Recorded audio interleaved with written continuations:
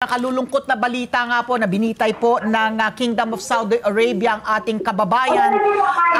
Yun lamang pong aspeto, paliwanag lang atin sa ating taga-subaybay. Kasi yung sa kultura po nila, o hindi ko alam kung sa kultura o sa batas nila, yung pagtanggap po ng blood money, no? Kasi yung hindi ko alam kung sino mag-aalok nun. How does that work po? Na nagkakaroon ng kapatawaran ba yan o hindi po itutuloy na bitayin kapag napagkasunduan ang pagbigay po ng blood money? Pakipaliwanag po sa amin yung aspeto na yun, Yusek. Kasi ano po yan Sharia law, no? Sa Sharia law kasi, ang execution o pagbibitay, actually, beheading, no? Ng tao for a crime of murder is actually parang retribution kasi sa kanilang leon, ang crime, ano yan, personal yan. In other words, dahil pumatay ka, kumuha ka ng buhay. Kumuha ka rin, kukunin din yung buhay mo. Sa mga Western influenced countries, halimbawa tayo, napansin mo, kung may murder case, even nung panahon na may Silla Electrica or death penalty pa tayo, ang tawag doon, people versus Wonder Coast.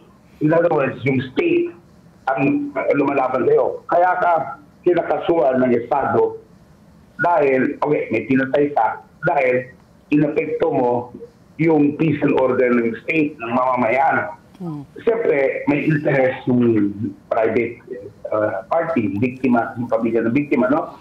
Pero yung decision, may execute, hindi may execute, nasa Estado yun, wala yun sa pamilya. So, dito, sa Sharia law, pag yung pamilya ng biktima mismo nag-decision na pwede nilang patawarin yung pumatay sa mag-anak, pwede nilang gawin yun, ipahiwatin nila sa korte, sa authorities, may replacement yan.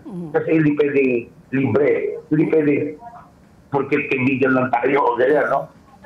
Yun ang blood money. Ngayon, usually, nangyayari dyan, nagkakaroon ng negosasyon.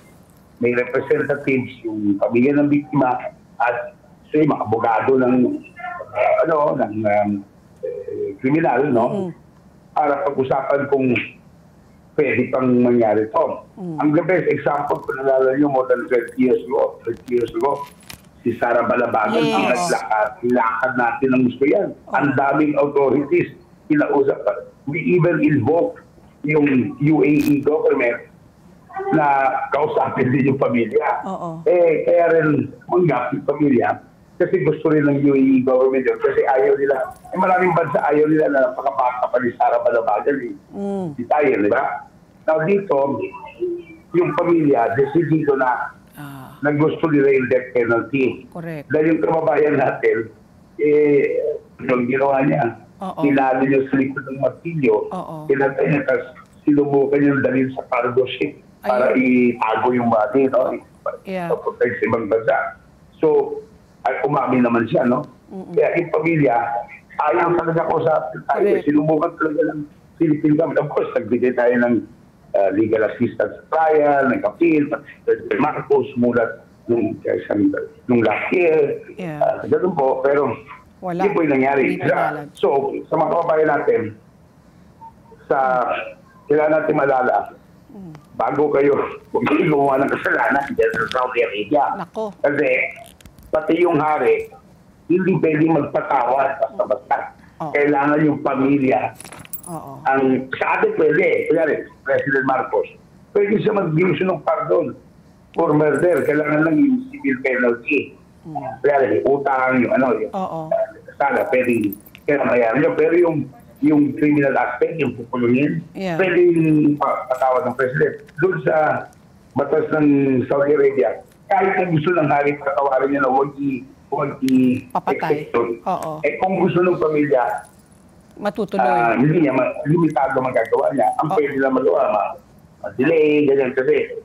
Depende yan how heinous the crime is, no? So, ganun po, sa mga kababayan natin, intindihan nyo na gagawin namin lahat para sa inyo, pamahalan, pero limitado rin magagawa natin, ibang bansa yan. At kung guilty talaga kayo, maaaring hindi kayo Okay. mapapagay. Oo. Yusek, baka pwede nyo ikwento yung backstory, no? Although nabanggit mo na in passing, no, na parang pera nga yung naging dahilan bakit pinatay nga itong Saudi Arabian citizen at hinampas nga ng martilyo. Magkano po, ano yung negosyo po nitong dalawa, ng Pinoy at saka ng Saudi, at magkano po pinag-uusapan po natin dito na utang? Hindi ko maintindihan lang po kung yung Pinoy po ang may utang or ang hinihingan po ng bayad o yung Saudi po ay humihingi na dun yung parte po niya sa negosyo sa Pinoy. Who owed who? Alright. Okay, ang may utang yung Pilipino.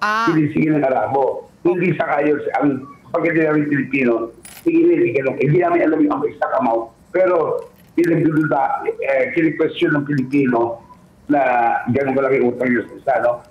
Business venture to, namin natitiyak, maaaring, hindi pa yung business venture, mga tindahan yun, may kikenter ng puno, no? So, yun ang nangyari. Alam niyo, kasi yung Pilipino, ayaw man niya makausap pamilya niya. Ayaw niya bisitahin sa pamilya naman dito. Ayaw nila na mapaplicise, no? Parang, maaaring yung Pilipino talaga may isang dahilan kung bakit niya pinatay. Maaaring hindi lang pera, no? So, yun na po. Tapos, pero by the way po, kahit napatay na yung Pilipino, tinutulungan pa rin natin siya kasi meron siyang ibang employment naman. May amo siya. No? Hindi namin kung household workers or what. Pero may employer siya na may utang pa na back pay. Ngayon, yung korte, yung labor court, nung buhay pa yung Pilipino, nagdeklara na dapat bayaran ng amo. Ang problema, hindi man-deposit pero dahil pinirelease nga yung accounts ng Pilipino dahil nakakulong siya. Ngayon, patay pa. Pero lalakarin pa rin ang ating embassy lawyer para mabayaran sa pamilya. No? Let's get together. Sunnet 25. Sunnet 25.